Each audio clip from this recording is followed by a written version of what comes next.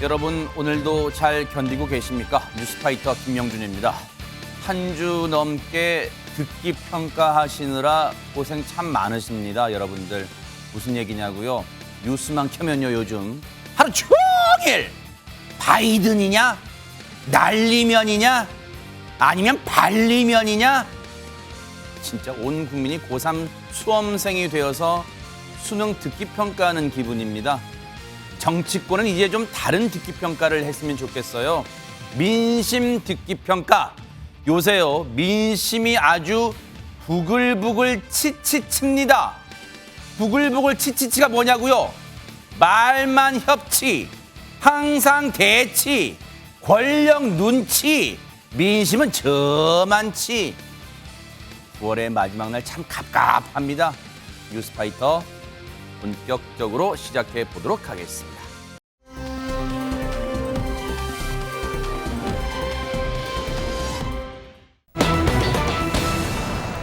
전주환, 이 이름 아마 우리가 잊고 싶어도 도저히 잊을 수가 없는 이름입니다. 지금도 그 공분이 가라앉질 않고 있는데, 전주환이요 재판받다가 할 말이 있다면서 손을 번쩍 들었다면서요, 허주한 변호사님. 네, 손을 든 이유는요, 어떻게든 좀 지금 사회 분위기가 안 좋으니까 자기한테 형량을 좀 적게 받아보려는 그런 계산이 깔려 있었던 것으로 지금 분석됩니다. 네. 어떤 내용을 얘기했는지 말씀드릴 텐데요. 네. 일단 지금 전주환 오늘 지금 선고가 됐거든요. 어제 오전에 선고가 됐습니다. 네.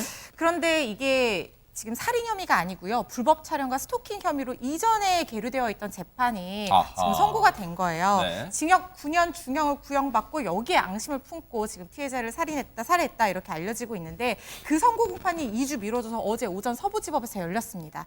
어제 10시 반쯤에 열렸는데요. 전주환 모래색 수의 입고 마스크 쓴 채 느린 걸음으로 천천히 법정에 들어왔다고 합니다. 네. 그리고 책상에 왼주먹을 짚고 서 있다가 선고가 시작되기 전에 재판부를 향해서 갑자기 손을 번쩍 들어 올립니다. 재판장님이 처음에 못 봤대요. 그랬더니 20초가량 손을 든 채 기다렸다고 합니다. 발언권을 드디어 얻은 전주환이 한 말씀 올려도 되겠냐, 선고를 최대한 뒤로 밀어줄 수 있겠냐, 이렇게 요청을 했다는 거예요. 네. 이유를 물으니까 아시겠지만 서울중앙지검의 그 살인사건을 얘기하는 것 같은데, 관련 사건이 있다. 사건 병합을 위한 것도 있고 지금 국민 시선과 언론 보도가 집중이 된 게 시간이 좀 지나서 누그러지길 바라는 마음에서 그렇게 요청드린다, 이렇게 얘기했다는 거예요.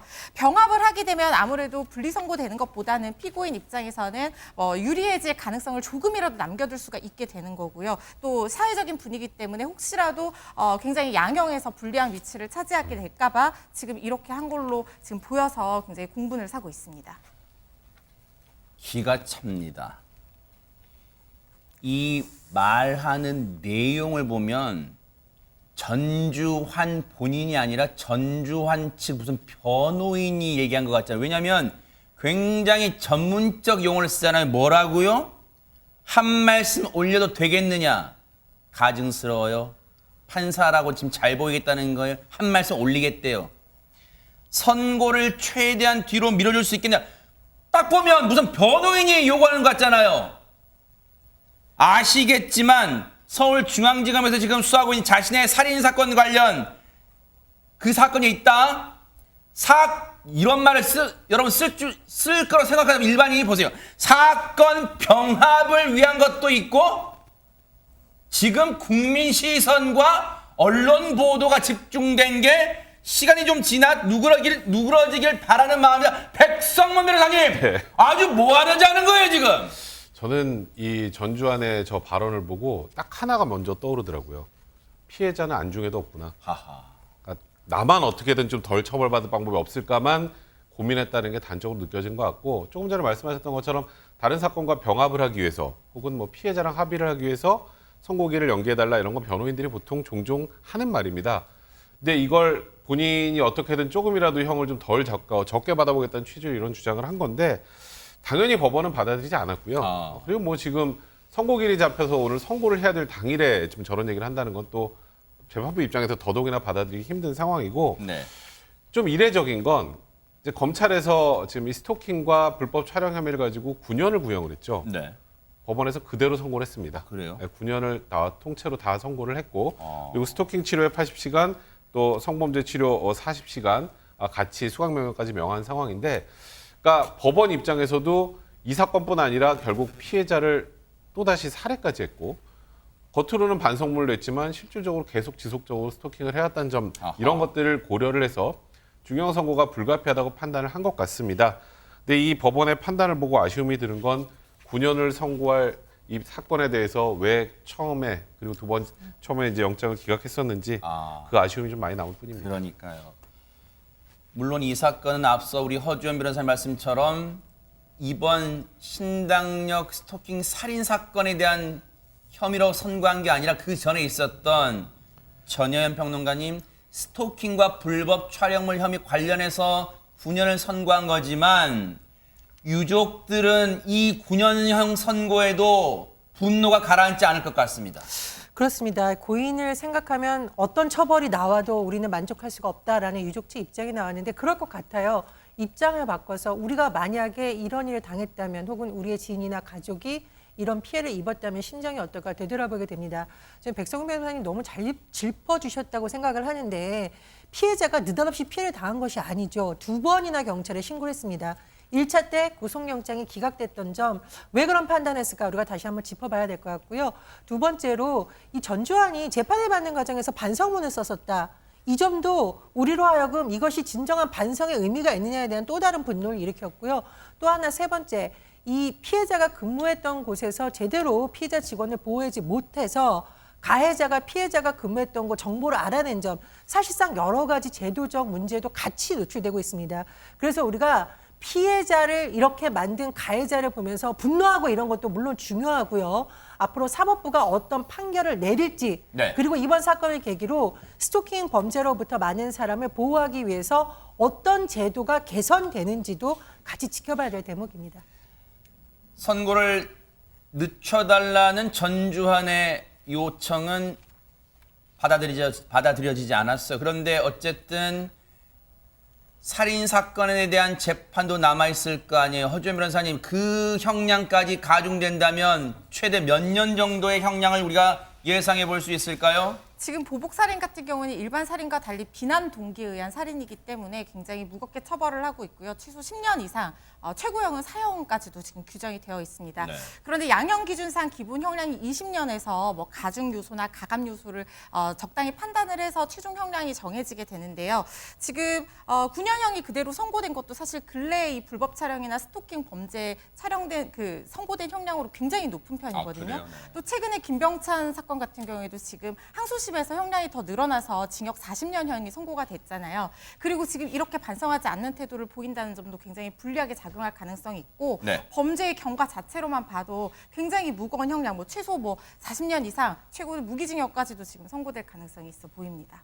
저 가증스러운 전주환 모습 보세요. 호송차 타고 나서 그때 사진 찍힌 거 보셨어요? 혀를 낼름거렸습니다. 그게 뭐겠어요? 그냥 그 순간만 모면하면 된다는 거예요. 저 혀가 뭐예요?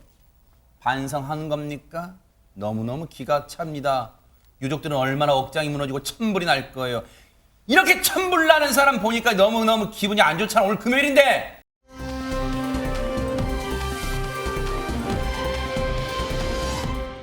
조금 화 좀 시킬 겸 분위기 좀 바꿔볼까요? 백성훈 변호사님. 저희가 조금 전에 본 전주환 같은 이런 사건들 뉴스파이터에서 많이 알려드리고 있는데, 그럴 때마다 정말 세상에 나쁜 사람들 많구나, 맞아요. 이런 생각들 많이 하실 거예요. 그래서 낯선 사람 조심해라, 이런 얘기들 많이 하시는데 네. 그래도 아직은 살만한 세상인 것 같습니다. 낯선 사람들이 만든 기적 영상을 통해서 만나보시죠. 네. 자, 울산의 한 버스인데요. 기사님이 오른쪽에서 뭔가를 발견을 합니다. 네, 버스를 멈춰 세운 기사님 차문을 열고 달려가시는데요. 아이고. 알고 보니 인도의 한 남성이 쓰러져 있었던 겁니다. 지금 네. 가시죠? 기사님이 이 남성의 상태를 한번 확인하고 곧바로 지금 보시는 것처럼 심폐소생술을 시도합니다. 네. 그렇게 3분 정도가 지나고 이 쓰러진 남성 천만다행히 좀 이따 의식을 회복하는 모습을 보입니다. 아이고.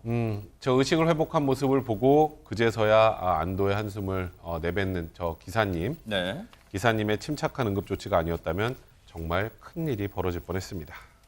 사실 이런 비슷한 비슷한 사건은 뉴스파이터가 전해드린 바가 여러 차례 있습니다만 늘 그때만 이번도 마찬가지입니다. 저분들의 저 순간적인 대응 정말 한치의 망설임도 없었어요. 그래서 소중한 생명을 살 수 있던 것 같아요. 전혜연 평론가님. 그렇습니다. 이 기사님이 이제 엄모 씨라고만 알려져 있는데요.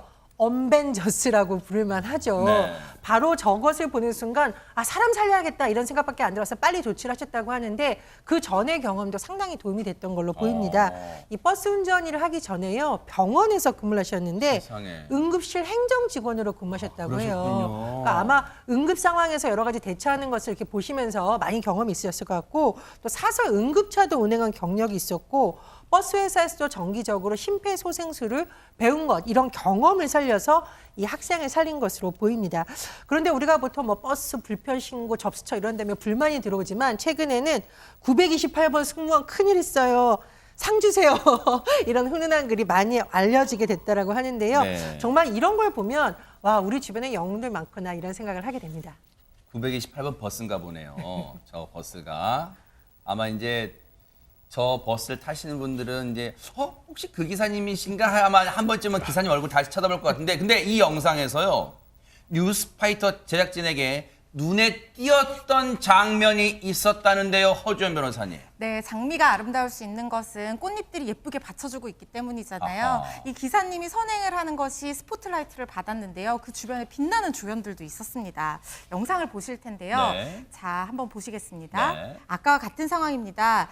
기사님이 오기 전에 이 쓰러진 시민에게 먼저 심폐소생술을 하고 있는 요 학생 보이시죠? 아. 정말 열심히 최선을 다하는 모습입니다. 또 버스에 탄 승객분들도요. 계속 상황을 응시하면서 같이 한마음 한뜻으로 걱정하고 있고요. 그렇군요. 이내 기사님 달려가서 심폐소생술 하시고요. 주변에 있던 다른 사람들도 같이 쓰러진 남성의 다리를 열심히 주물러 줍니다. 아하. 버스가 정류장에 굉장히 급하게 정차를 했잖아요. 네. 그래서 도로 상황이 어지러워질 수 있었는데 한 승객분이 저렇게 정리를 해주고 계세요. 창문 너머로 고개까지 내밀어서 사고 나지 않도록 이리로 지나가세요라고 하셨다고 하고요. 지나가다가 상황을 발견하신 우리 경비원분들도 가던 길 멈추고 함께 도와주는 모습들, 바로 저런 모습들 보이시죠? 네. 위기에 빠진 낯선 이를 도와주기 위해서 한마음 한뜻이 된 사람들인데 주연, 조연 가릴 것 없이 모두가 빛나는 히어로입니다. 감사의 말씀 전해드리고 싶네요. 그래서 우리 허주연 변호사님 주연, 우리 허주연 변호사님이 계시고 또 조연도 있고 그러는 거예요. 근데 최명규 원장님, 저 영상에서 지금 앞서 이 버스 운전 기사님이 뛰어가서 심폐소생하기 전에 우리 허주연 변호사님이 주목했던 그 장면, 여학생으로 보이는 그 학생이 심폐소생을 하고 있었잖아요. 근데 우리 예전에 이제 상식적으로 들을 때 심폐소생술을 무조건 가슴 부위를 누른다고 되는 게 아니라 그 기본적인 수칙을 알고 있어야 된다 하는데 저 여학생의 일단 선제 조치가 혹시 도움이 됐을까요? 어땠을까요? 네, 틀림없이 도움이 됩니다. 왜냐하면 심폐소생술을 해보면은 굉장히 힘듭니다. 그래요? 그렇기 때문에 그거를 정확한 깊이로 하기 위해서는 한 사람이 뭐 1분에서 2, 3분만 하더라도 땀이 나서 도저히 못하게 됩니다. 그 정도예요. 네. 그렇기 때문에 저 여학생이 미리 하고 있었고 그 다음에 기사님께서 그거를 갖다 체인지해서 했기 때문에 그 충분한 시간 동안 심폐소생술이 이루어질 수 있었던 겁니다. 그렇군요. 물론 기사님도 대단했지만 저 여학생 세상에 여학생이 그냥 발만 동동 구르고 있었을 수도 있는데 용감하게 나섰어요. 관련해서 해당 버스 기사님 얘기 좀 들어보시고 이어가 보도록 하겠습니다. 뒤에 승객분이 한 분이 차가 먼저가 사람이 먼저지 빨리 내려라 내려가지고 저 총각이 좀 빨리 뛰어가가지고 뭐 좀 봐봐라 그래가지고 제가 가가지고 맥박이랑 호흡하고 이제 1차적으로 이제 보고 그 앞전에 이제 학생이 한 명이 심폐소생술을 하고 있었고요. 바로 앞에서 다급하게 막 다급한 목소리로 119랑 계속적으로 구조 요청을 또 하셨던 분이 계셨는데 또 뭐 학생들 3명 있었고 그 앞에 또 아파트 단지에 또 수고하시는 또 경비원 분도 나오셔가지고 팔다리 다 주물러 주시고 많이 도와주셨어요. 저 혼자 공을 세운 게 아닙니다. 참 인성갑이신 이 버스 기사님이십니다. 엄원섭 기사님이시고 이 앞서 버스가 몇 번이었죠? 928번. 928번 버스 기사님인데 버스 기사님도 자신의 공으로 다 돌리는 게 아니라 다른 분 도와주시던 분으로 돌리잖아요. 그리고 저 여학생 고등학생이네요. 지금 기사님 말씀 들어보니까 우리가 보통 뉴스파이터에서 전해드리지만 철딱선이 없는 요즘 학생들 얘기 많이 전합니다만 저 학생들 참 대견스럽습니다. 다른 사람이 곤경에 빠졌을 때 정말 지체 없이 도움의 손길을 뻗어주는 저 학생들. 그래서 우리 대한민국의 미래가 여전히 밝구나 그런 생각을 해봅니다.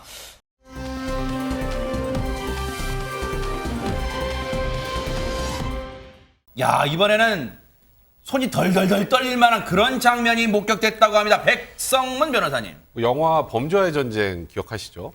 저는 이런 장면은 영화 속에서만 나오고 현실에서는 보기 힘들 거라고 생각을 했는데 실제로 이런 일이 벌어졌네요. 영상을 통해서 만나보겠습니다. 자, 검은색 정장을 차려입은 남성들이 모여있죠. 자세히 보면요. 한 남성을 가운데 두고 둘러싼 듯한 모습입니다. 누군가 밖으로 나가는지 다들 또 우르르 불러 나오는데요. 차 뒷공무니가 보이지 않을 때까지 고개는 올라올 생각이 없습니다. 네, 한번 고개를 딱 숙이고 올라오지 않네요. 심상치 않은 이 단체는요. 경기도 동남부 지역에서 활동하는 말 그대로 조직폭력배입니다. 최근 경찰이 1년 2개월간의 수사 끝에 이 폭력 조직원들을 검거했다고 하는데요.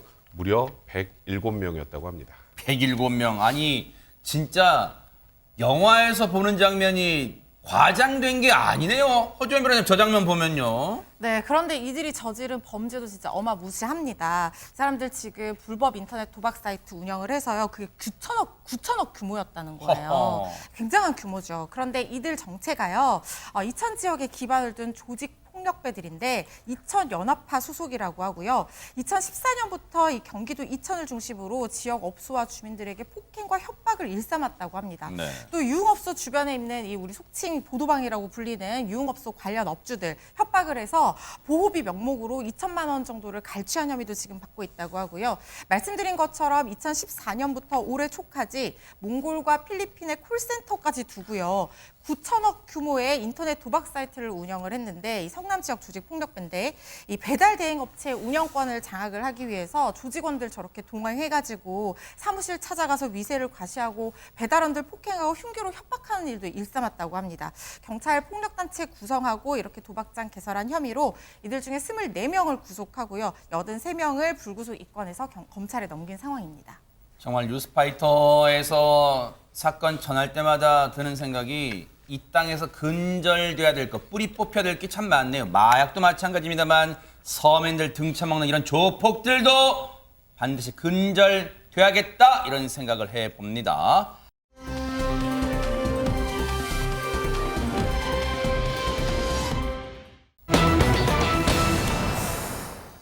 시청자 여러분들 중에서도 아마 사망보험 드신 분들 많으실 거예요. 이러저런 또 나 말고 남겨진 가족들 노후에 뭐 그런저런 이유로 다 드셨을 거예요. 그런데 사망보험 보통 몇 개 정도 드셨습니까, 여러분? 뭐 많으면 한두 개, 두어 개 정도 드셨을 거예요. 그런데 사망보험을 무려 8개나 드는 사람이 있다면서요, 허주현 변호사님. 네, 바로 방송인 박송 씨입니다. 박송 씨 지난 2003년 7월부터요. 2006년, 2008년, 2013년, 2016년, 2018년 이렇게 각종 사망보험 8개에 가입을 한 것으로 지금 확인이 되고 있는데요. 네. 이 중에 6개는 개인 명의고 2개는 법인 명의로 가입이 된 거라고 하는데 이 보험들이 모두 다 박송 씨 친형 부부의 권유로 지금 가입한 걸로 알려지고 있습니다. 네. 여기에 대해서 지금 친형 부부가 횡령 혐의로 지금 구속이 된 상태잖아요, 형이.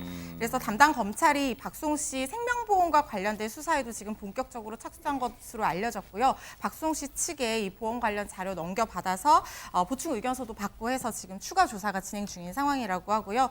말씀드린 것처럼 친형 박 씨는 지금 특정경제범죄가중처벌법상 횡령 혐의로 구속된 상황이고 아내와 함께 매니지먼트 법인 설립한 뒤에 배분 약속을 지키지 않고 지금 출연료 160억 원 가량을 횡령한 혐의를 받고 있는 상황입니다. 앞서 그래픽 좀 보여주세요.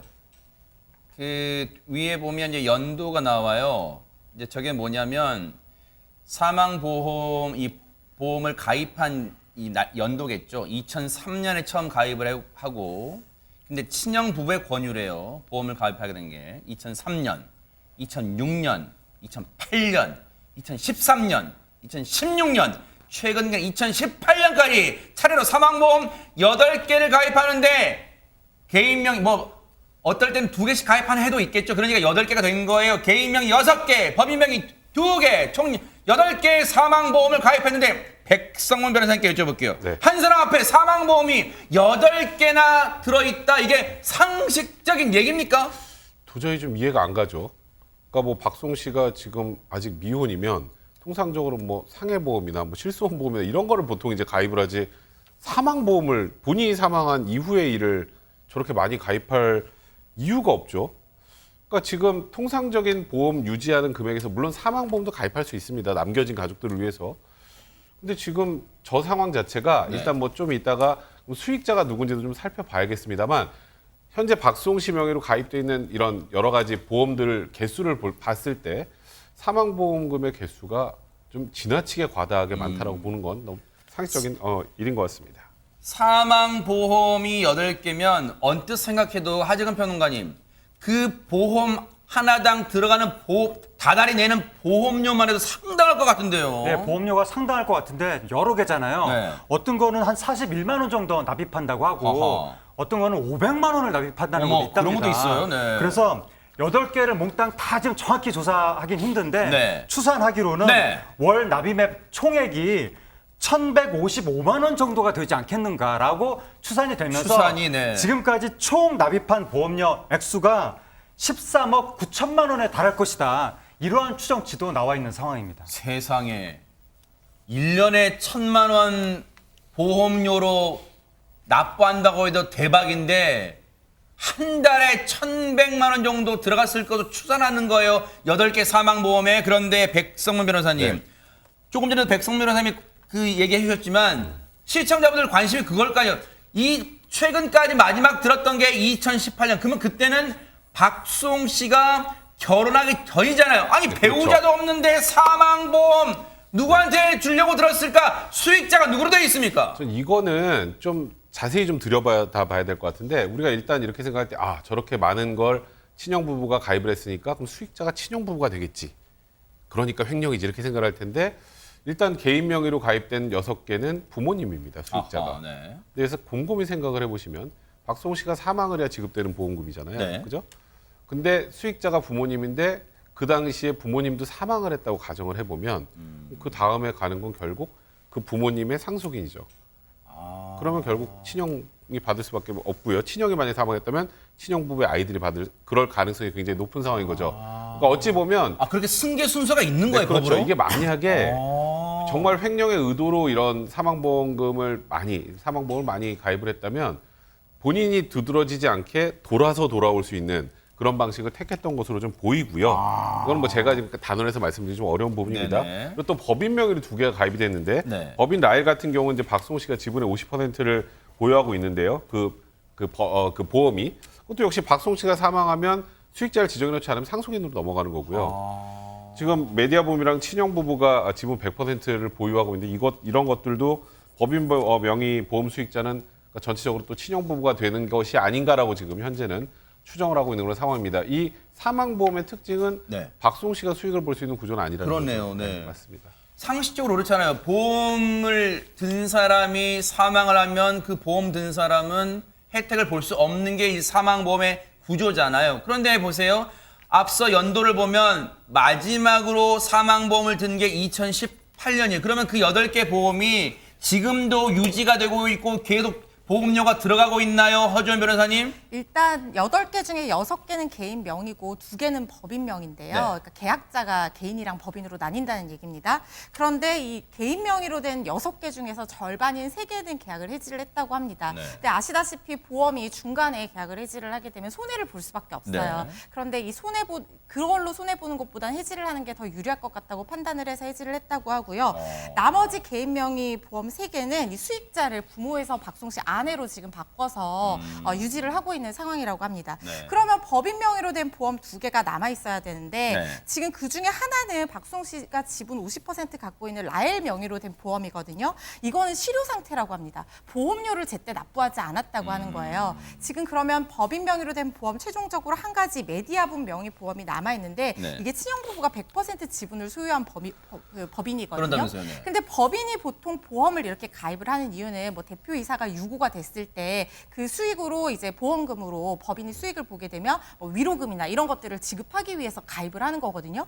근데 지금 메디아분이 지금 지분 소유를 친형 부부가 하고 있잖아요. 그러면은 만약에 뭐가 문제가 생겼을 때 메디아분이 이익을 보는 것이 결국에는 사실상 친형 부부의 수익으로 귀결될 수 있기 때문에 이게 문제가 되고 있어 좀 더 살펴봐야 될 것 같습니다.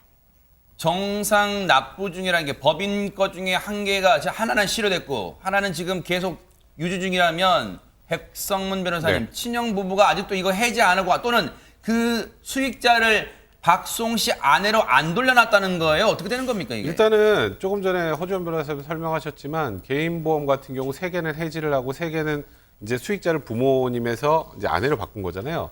이게 부모님이 받는 게 싫어서가 아니라 박송 씨의 나이가 부모님보다 훨씬 어리기 때문에 박송 씨가 사망했을 때 부모님으로 지정해 놓으면 이 돈이 결국 친형 쪽으로 갈 가능성이 있으니까 아내로 바꾸는 것 같고 네. 그리고 마지막으로 지금 이 메디아붐에서 가지고 있는 걸 그대로 유지한 거는 전 이거는 이제 뭐 박송 씨 사망하면 결국 이제 법인 쪽으로 돈이 넘어가는 것이기 때문에 일단 이거는 그냥 이 뭐 형과 지금 형의 형수가 이제 계속 유지하고 있는 것이 아닌가. 일단은 그렇게 좀 추정할 수밖에 없는 그런 상황인 것으로 보입니다. 박송 씨가 지금까지 언론 인터뷰를 보면 그동안 30년 동안 친형과 형수를 믿었다고 했는데 사망보험, 자기 앞으로 된 사망보험을 8개나 들 동안 최명기 원장이 한 번도 친형과 그 형수를 의심 안 했을까요? 일단은 우리는 박수홍 씨가 굉장히 성공을 하고 친형은 박수홍 씨를 이렇게 옆에서 도와주면서 수입을 얻는 관계로 우리는 생각하지만 사실 박수홍 씨와 친형은 서로 굉장히 어렸을 때 1살, 2살 때부터 이제 관계가 형성이 됩니다. 만약에 그 관계의 형성에 있어서 박수홍 씨가 형의 말을 굉장히 무조건 따라야 된다는 어떤 분위기라든가 형의 말을 의심하면 안 된다라는 어떤 집안의 어떤 분위기가 있었다 그러면은 그 분위기 아래에서 움직이기 때문에 그대로 그게 이제 이어져 갔을 수가 있고요. 네. 또 개인의 성격인데 박수홍 씨 성격이 다른 사람을 굉장히 믿고 굉장히 복잡한 상황 같은 거를 갖다 굉장히 싫어하고 갈등을 회피하는 성격이었다 그러면은 뭔가 조금 의심이 나는 상황이 있더라도 네. 왠지 그게 문제를 일으키기 싫어서 그냥 넘어갔을 가능성도 있습니다. 과거 방송에서 박송 씨는 형과 형수에 대해서 이렇게 언급한 바가 있습니다. 한번 들어보시고 이어가 보도록 하겠습니다. 형수님이 10년 동안 은행 쪽에서 일을 하시고 그 퇴직금을 그대로 받아가지고 우리 형한테 우리 집안이 내가 형수한테 물어봤어. 우리 집 어딜 보고 형수 결혼하셨어? 그랬더니 자기는 우리 형 눈 보고 결혼했대. 눈이 정말 진실하고 형수가 그러더라고. 지금 보세요. 시부모하고 시부모한테 사랑받고 내가 정말 투자하니까 내 명의로 돼 있는 것도 많고 그러니까 정말 보는 눈이 뛰어난 투자자가 금융인이에요. 저 때만 해도 형수가 참 능력자다 이렇게 칭찬을 했잖아요. 그런데 전현 평론가님 사실 뒤통수 맞은 격이잖아요. 그런데 그 형과 또 형수가 상당한 규모의 부동산을 가지고 있다 이런 의혹도 있잖아요 지금. 무려 200억 원으로 추정이 된다. 이것은 검찰이 확보한 자료에 따르면 일단 이렇게 추정이 된다라고 합니다. 이 형수가요, 무려 2004년부터 계속 상가를 매입해 왔는데요. 2004년에 마포구 상가를 단독으로 매입을 했습니다. 그리고 2014년에는 아파트를 잇따라 매입을 했는데요. 강서구에 있는 아파트는 20억 원 상당이고 마포구에 있는 아파트는 17억 원 상당으로 지금 추산이 된다라고 합니다. 그리고요, 이후에 남편과 함께 공동 소유한 상가가 8채나 있는데 이것은 무려 110억 원 이상의 가액으로 추정이 된다라고 합니다. 근데 검찰에서는 딱히 다른 경제 활동을 하지 않았던 이 형수가 도대체 어떻게 이렇게 부동산을 소유하게 됐는지 경위, 자금 출처에 대해서도 조사를 하면서 소명을 요구할 것으로 알려져 있고 또 형을 지금 횡령 혐의로 수사 중이잖아요. 공범 가능성에 대해서 들여다보고 있는 것으로 전해집니다. 상식적으로 시청자분들이 보기에도 법인 대표라고 있다고 하더라도 어쨌든 이건 박송 씨의 활동으로 인한 그 법인의 활동 수익으로 인한 즉 월급쟁이 대필 수밖에 없는데 어떻게 저렇게 많은 재산을 불릴 수가 있는 거예요? 하재근 평론가님 상식적으로 이해가 안 되잖아요. 상식적으로 이해가 안 되니까 박수홍 씨도 저 진상을 확인하고 나서 지금 문제 제기를 한 거고 결국 소송까지 하게 된 것이고 명확한 해명이 나오지 않으니까. 네. 그리고 또 일각에서 보도가 나오는 것이 이번 소송 과정에서 박수홍 씨 통장에서 박수홍 씨 형수가 하루에 800만 원씩 인출한 어떠한 정황이 드러났다고 보도가 나왔는데 아, 네. 근데 그 부분은 정확히 뭐 언제부터 언제까지인지 총액이 얼마인지 자세한 내용이 나오지 않아서 앞으로 더 확인을 해봐야 될 텐데 네. 어쨌든 박수홍 씨 형수가 단순히 박수홍 씨 형의 부인이 아니라 뭔가 박수홍 씨 형의 사업에도 긴밀히 관여한 정황이 있다. 그렇게 이야기가 나오는 것이고 제가 좀 굉장히 특이하게 느끼는 게 뭐냐면 박수홍 씨가 사망보험 가입하기 시작한 시점이 2003년부터라고 나와 있거든요. 네. 그게 박수홍 씨가 30대 초반이거든요. 아하. 30대 초반 미혼의 젊은 남성인데 그때부터 형 부부가 사망보험을 권유했다는 게 상당히 좀 특이하게 느껴지는 대목이고 뭔가 진상이 제대로 밝혀지길 바랍니다. 그러니까요.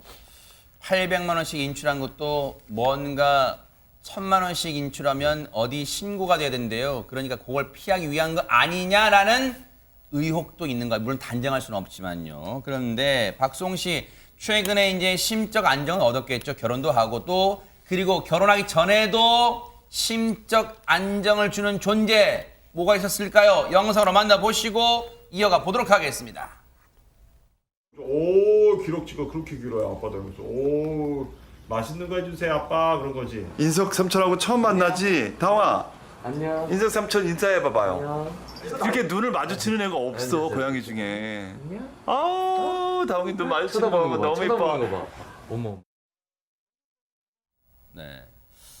아마 이제 다른 개그맨 후배가 찾아왔나 봐요. 그래서 이렇게 또 이렇게 이 삼촌이라고 부르면서 인사해봐 다홍이 이렇게 반려묘 다홍이를 부르는 목소리에 애정이 잔뜩 묻어 있는데 최명규 원장님 사실 기억하고 싶지 않은 사건일 수 있어요. 친형과의 법정 공방, 법적 갈등. 그런데 그 와중에 물론 아내분도 큰 이 기대를 언덕이 되겠지만 반려묘 다홍이도 심적으로 많은 의의가 될 수 있습니까? 어떻습니까? 그렇게 생각합니다. 왜 그런가 하면 우리는 굉장히 힘들 때 뭔가 그 무한한 위로를 갖다 받고 싶어 하는 마음이 있어요. 네. 근데 무한한 위로라고 하는 거는 세상에서 주어지긴 어렵거든요. 그러면 그때 무한한 위로와 어떤 무한한 사랑을 동물한테 주면서 내가 받고 싶었던 거를 갖다가 반려동물한테 주면서 나 스스로를 갖다 위로하게 되지요. 아하.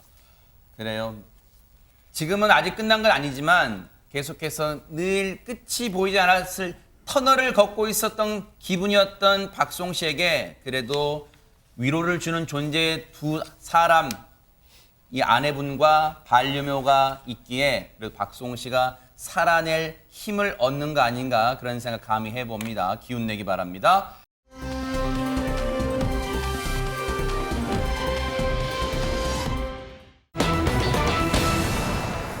이렇게 반가운 얘기 했지만 지금 바다 건너 미국은요 지금 허리케인 때문에 아비규환의 상황이 빚어지고 있답니다. 허준 변호사님. 네, 초대형 허리케인 이언이 미국 플로리다를 관통하면서 피해 상황 속속 확인되고 있다고 하는데요. 자세한 내용 영상으로 만나보시죠. 네, 아이고. 최고 시속 250km 달하는 강력한 폭풍에 야자 수입들 정말 매섭게 흔들리고요. 세상에. 도로와 주택들 저렇게 물에 잠겼고 위태롭게 흔들리고 있는 신호등 정말 금방 떨어질 것 같은데. 아이고 실제 떨어지네요. 아이고. 네, 산산조각이 났습니다. 강풍과 호수로 뒤덮인 마을이 마치 전쟁터를 방불케 하는 처참한 모습인데요. 아직 구체적인 규모가 나오지는 않았는데 인명 피해까지 포함해서 막대한 피해가 예상되는 상황입니다. 세상에 허리케인이 그냥 핥히고 왔단 말이 딱 맞아요. 쑥대밭이 됐는데 플로리다에 사시는 주민분들 얘기 좀 들어보시고 이어가 보도록 하겠습니다. Storm surge is very significant. We're actually seeing cars and boats float down the street. My stomach was in knots. I was kind of scared for my children and I didn't want to take our stuff. That's all we have. Overwhelmingly, it's been that surge that has been the biggest issue and the flooding.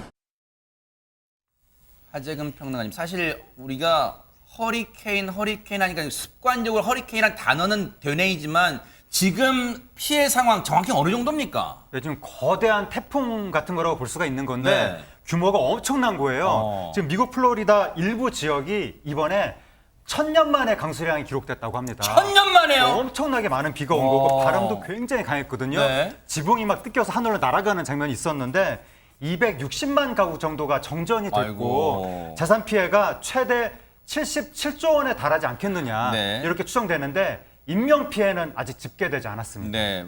물론 뭐 어떤 미국 내 언론 보도에서는 뭐 인명피해가 있었다고는 하지만 정부 발표는 아직 집계되지 않았다고 그러고 있습니다. 그런데 지금 저 이언이라는데 허리케인 이름이 이언이라는데 전현평론가 그러면 지금은 다 지나가고 소멸된 겁니까? 어떻습니까? 아직 소멸되지는 않았습니다. 시간대를 살펴보면 현지 시간 29일 날 일단 4등급 허리케인 상태였더라고 해요. 미국에 상륙을 했었고요.